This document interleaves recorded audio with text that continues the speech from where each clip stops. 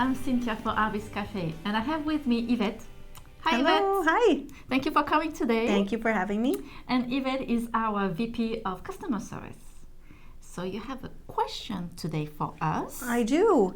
So what we hear a lot from our customers when they write in or when they give us a call is how many beads should I be using to create my piece of jewelry? Right. If it's a bracelet or a necklace, depending on size. So our customer service representatives help with that, but it would be really great if we could share that with folks. Yes, it's not an easy question. Okay. Because you have so many different designs. But I wanted to give you a visual of a size of beads first. So here we have a beautiful display. Very beautiful. Look at those crystals. It's really sparkly. It's so sparkly, they're beautiful. So it goes from the size 2 millimeters. Those are really, really small. I had to have my big loop to be able to string them. So here we have a 2 millimeter, a 3, 4, 5, 6, and then an 8, a 10, 12, and 14. Okay. It was so funny because for me it was always obvious 6 millimeters and 8 millimeters, but then when you put them together, it's like, whoa, there is a big difference, right? And so let me show you with a penny the size. So this is a 2 millimeters, and look how small they are. So tiny, just like seed beading. Yes, I think it's even smaller than small time. This is a 2.5. So it's funny how just a half millimeter it makes a big difference already. This is a 3 millimeter. This is a 4. That's where I start playing. You don't need your glasses. Exactly. This is a 5. And then you have a 6 here.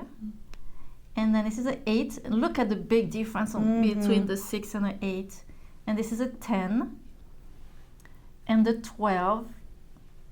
And then the 14. And the 14 is really, really big. Yes. It is great, the pair of earrings or just a focal point. This is really good. So I wanted to see how many beads you have in 1 inch. Okay.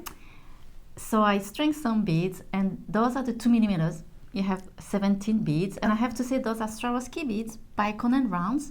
So depending on the beads that you have, it could be that you have 1 bead less or 1 bead more. Okay. It doesn't work exactly the same all the time. Okay. So 2 millimeters, 17 beads, 2.5 millimeters, 13 beads. This is a 3 millimeters, bicone, 12 beads. But what is interesting, the round, you need only 10 beads. And it's exactly the same size. It's also a 3 millimeters. Okay. Yeah. So it's not always going to be the same. Yes. You know, that there's the different size, the different shapes Yes. will have the same measurement. Yes. Okay. Exactly. Got it. This is a 4 millimeters, 7 beads, 5 millimeters, 6 bead, 5 beads for the 6 millimeters, 8 millimeters you need 3 beads, and then the 10 millimeters you need 3 beads. Okay. Too. So then you know 1 inch is that many beads, and you can do the math. But one thing you have to remember, you cannot just string just beads. You know, you cannot just string beads like that and think this is a bracelet. You can't.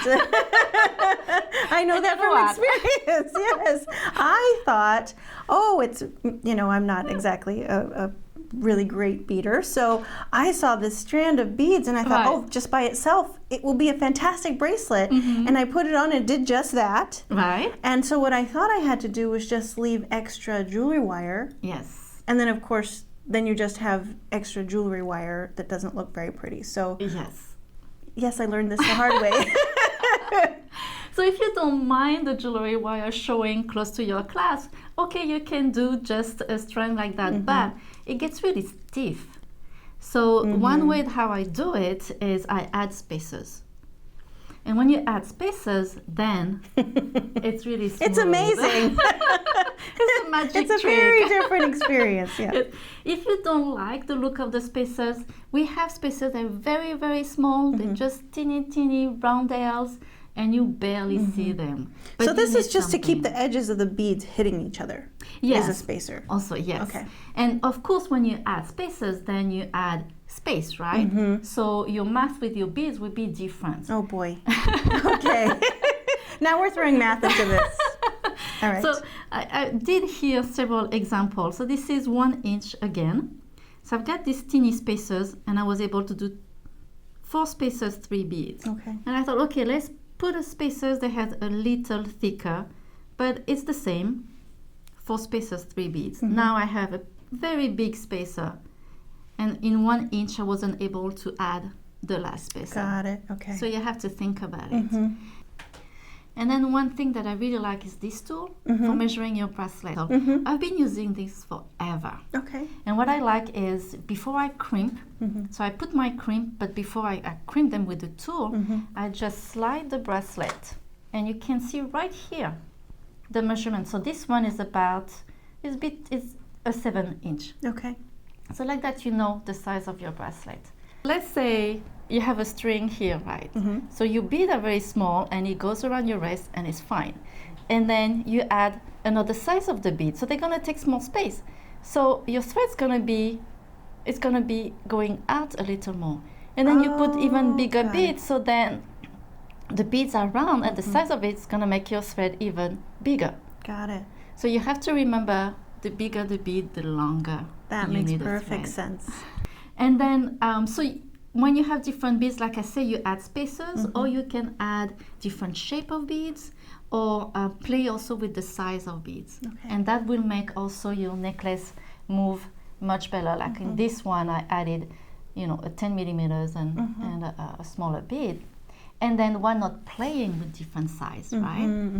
Like here, I started with a 10 millimeter, and then I went to a 9, and then an 8, and then a 7. It's really nice too. And again, if you don't like spacers, I put a knot in between those. Oh, okay. So the knot gives you also the flexibility. Got it. So you use a little bit of math, a little bit of measuring, and then you practice and you try, but you kind of have the basis down with the math and the measuring. Yes. Okay. And like you say, practice, practice, practice. That's the best way for anything when you do jewelry. Great. Wonderful. So I hope I was able to answer the question. I think that people are going to have a really, really great resource here. Oh, I hope so. So thank you so much for coming. Thanks for having me, That Cynthia. was a great question. Love it. Super. Thank you guys for asking it. Yes.